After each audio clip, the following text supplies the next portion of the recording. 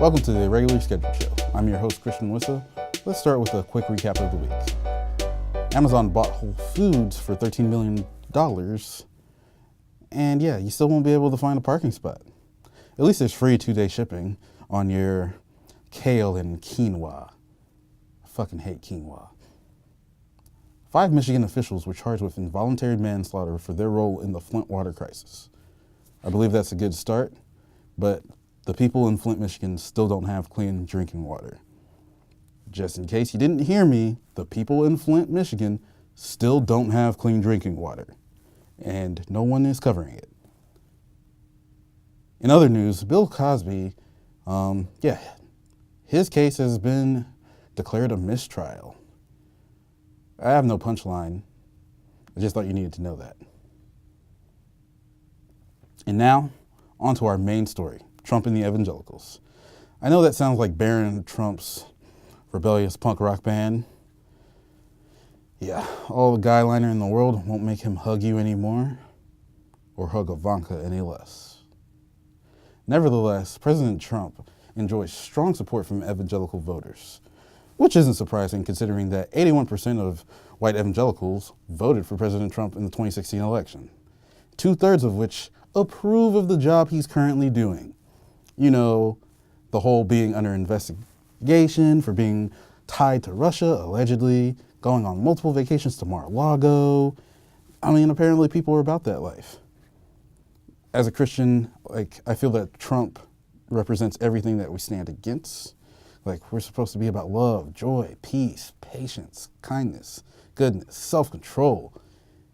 And none of that sounds like President Trump at all. It's become very apparent that evangelicals would rather have political power than have integrity or, uphold their morals.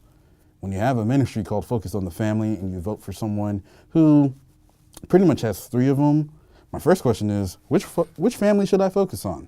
The next one is, why should I listen to you? Clearly, your morals only apply to certain people at certain times with certain ideologies. But not every evangelical has stood with President Trump. Dr. Russell Moore of the Southern Baptist Convention has been a very vocal critic of the president. Is it enough for you that Trump says he agrees with you on policies such as opposing abortion and religious liberty, despite what you hear on the tape and the life he has lived? What I'm concerned about is the reputation of evangelical Christianity and the credibility of the Church of Jesus Christ right now. When people who previously told us character matters are now just waving away really serious and shocking character issues as though they don't matter at all. I mean, we've had issues where for over a year now, African American and Hispanic evangelicals have been alarmed and concerned about why are our leaders not taking these things seriously.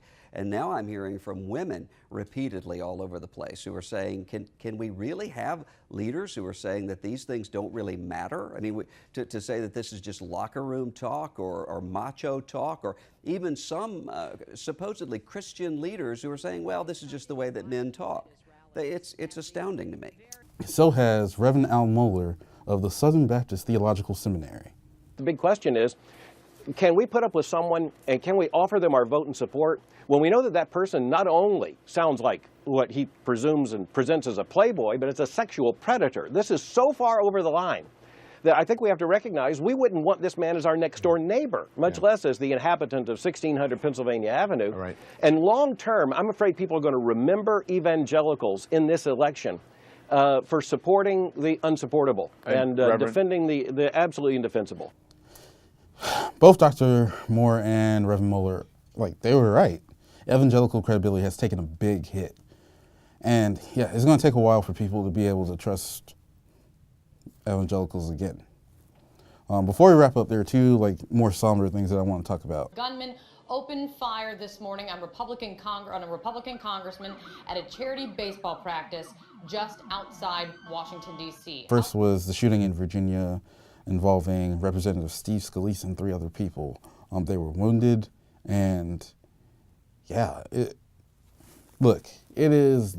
always nice to make little jabs at each other, but at the end of the day, we're all Americans and we're all supposed to be on the same team. And no one should be shot for what they believe in.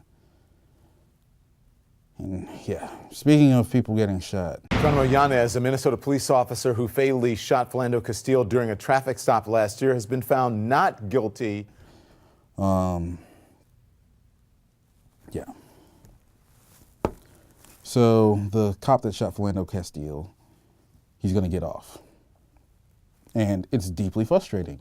This shit happens over and over and over and over again, and there seems to be nothing we can do to stop it. It's like you try to do the right thing, you try to be respectful, and what does that get you? You just end up another hashtag on Twitter. And it seems like Black lives only matter during election years. And yeah, like, I wish I had a solution to propose to you, but no, all I have is this. Like, I can't even describe this feeling. This feeling is a mix of just disappointment and a lack of surprise. But yeah, that's all I have for you. Thank you for watching the Irregularly Scheduled show. I'm Christian Wissa. We'll see you again next time in some indeterminate time in the future. Have a good one. All right. Video rolling? Video rolling.